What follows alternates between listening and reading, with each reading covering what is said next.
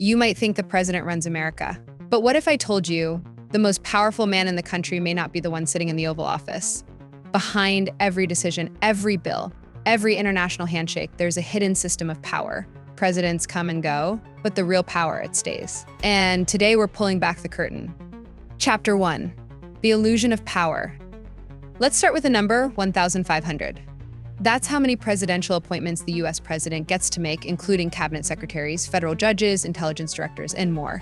But here's the catch. Many of these appointees come straight from a pipeline of think tanks, lobbyists, and elite networks. Groups like the Council on Foreign Relations, the Brookings Institution, and the Heritage Foundation shape key policy positions long before they ever reach the president's desk. It's not always about what the president wants. It's about what's already been decided for them. Chapter 2, the unelected power players. Have you heard of Stephen Miller? He's not elected. He never ran for office. But in Donald Trump's new administration, he's one of the most influential figures behind closed doors, crafting executive orders, immigration policies, and public messaging from the shadows.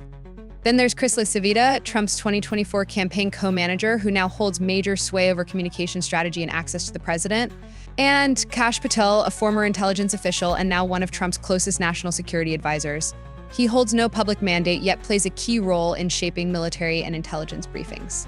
None of these names went through Senate confirmation. You didn't vote for them, but they help decide what Trump sees, hears, and ultimately does. In Washington, it's often not about who holds the title, it's about who has the president's ear. Chapter 3, the money behind the curtain. Let's talk about the biggest influencer in Washington, money.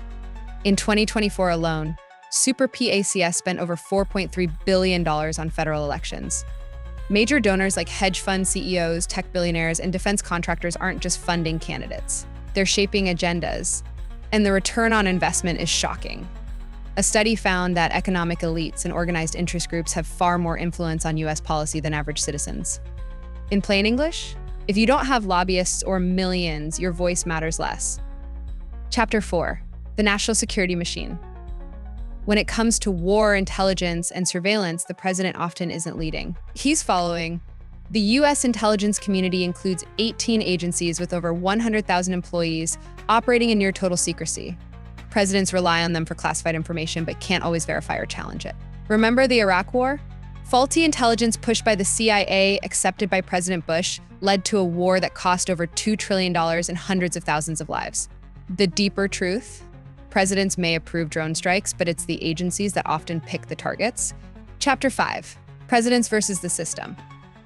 So what happens when a president tries to fight the system? JFK wanted to break the CIA into 1,000 pieces. Trump clashed with the deep state. Biden faces daily pushback from both Wall Street and his own party's base.